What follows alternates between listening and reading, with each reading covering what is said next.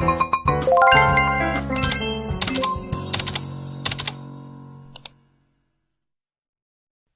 day everyone. So I am Eliza Nur Muhammad, the reporter of this topic, which is the ICT and assessment of learning.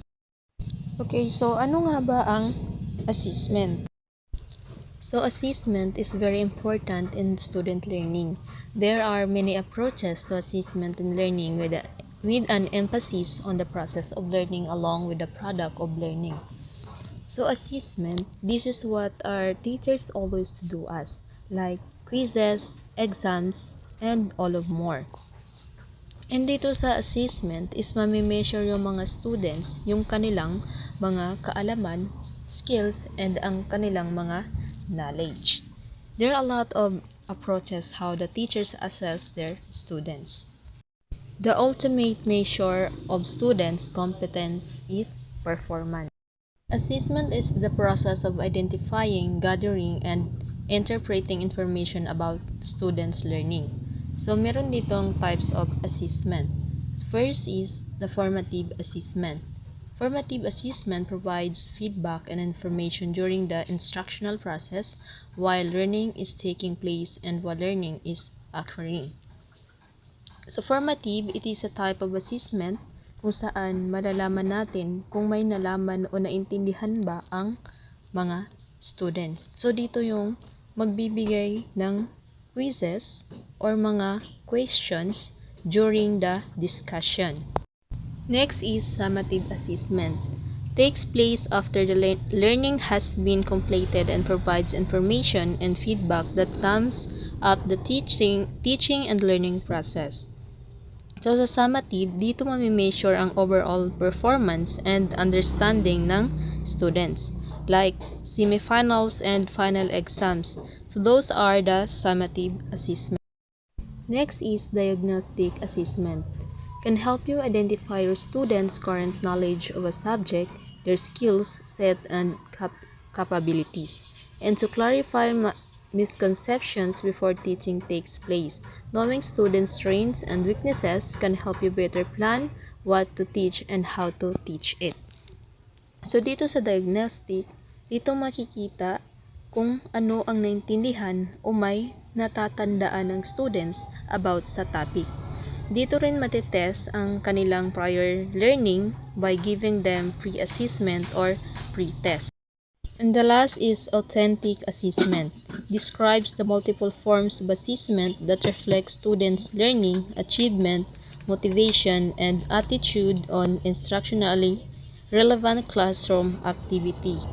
So sa authentic, it is a type of assessment kung saan ma-evaluate natin kung ang students can apply or successfully transfer their knowledge and skills na kanilang nalaman o natutunan sa classroom into their real life setting. Next is the role of ICT in assessment and learning. There are new technologies created to provide students with higher level thinking skills, particularly the aspect of creative and critical thinking and the opportunity to teach and assess those skills. The use of ICT in assessment is very helpful to teachers because students' information and results of examination can be recorded and stored and can easily be retrieved. With the use of ICT, the teachers can right away give feedback to students on the result of assessment. Feedback from the computer during the use of test material improves students' performance in later use of the same test material. So, very nakakatulong talaga ang ICT, especially sa mga teachers, because they can record an information and mga scores ng mga student which is in the computer. Madali lang nila ma-access. Unlike before, manually pa gina-record sa class record ang scores ng mga students. Next is criteria in choosing appropriate assessment tools. Assessment methods are the strategies, techniques, tools, and instruments for collecting information to determine the extent to which students demonstrate desired learning outcomes. Teachers need to select tools to assess student achievement in the target outcomes. The selection of tools involves a process to obtain detailed information and the need to keep the process feasible and manageable. Students' learning styles vary widely and their strengths and challenges with respect to assessment vary as well. Teachers need to consider the variation as they choose assessment for their courses. By varying the way teachers assess student understanding, they are more likely to offer opportunities for every student to demonstrate their knowledge. Many kinds of decision and many different types of information may be gained from the use of tests and may serve to facilitate decision making. So the following may be considered in choosing appropriate assessment tools. First, goals of assessment. Second, methods of assessment, either direct or indirect. The third is the interval of giving assessment. So dito, in choosing assessment tools, kailangan nating i-consider ang capability ng students. Kasi, bawat isa sa atin ay iba-iba ng learning styles and preferences. That is why choosing appropriate tools is important para ma-achieve ang target outcomes ng mga students. One of the challenges for beginning teachers is to select and use appropriate assessment techniques suited to the learner's needs. During teaching, teachers not only have to communicate the information they plan, but also continuously monitor students' learning and motivation in order to determine whether modifications have to be made. Rishon 2005. So, as a beginner teachers, kailangan mo ding pumili at gumamit ng techniques or strategy para sa mga needs ng mga students. And as a teacher, hindi ka lang dapat nakafocus sa isang bagay. Kailangan open ka sa lahat. Open sa lahat. Char. Kumbaga, yung attention mo ay hindi lang nakafocus sa isang task. Kumbaga, hindi lang kung ano yung mga impormasyon na naplan mo para sa klase is yun na lang yung ituturo mo or yun na lang yung gagawin mo for class. Kailangan mo din silang i-motivate and i-guide or i-monitor ang kanilang learning para malaman mo kung kailangan mong gumawa ng bagay or kailangan mo pang gumawa ng bagong strategy para mas ma-enhance pa ang kanilang skills. The teacher may either be utilizing direct or indirect method. Example of direct method are examinations, written assignments, oral presentations, and performances. Internship supervisors ratings of student skills, portfolios, score gains between entry and exit tests, capstone projects, theses, and dissertations, and etc.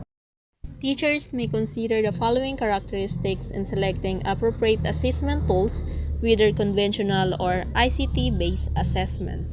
First, measure the desired level of performance. Second, cost-effective in terms of effort, time, and money. Third, useful that will produce results that provide information that can be used in making decisions to improve student learning. Fourth, reasonably accurate and truthful. 5. Dependable, consistent responses over time. And the last, evidence of being ongoing, not once and done. And the last is creating and utilizing rubric.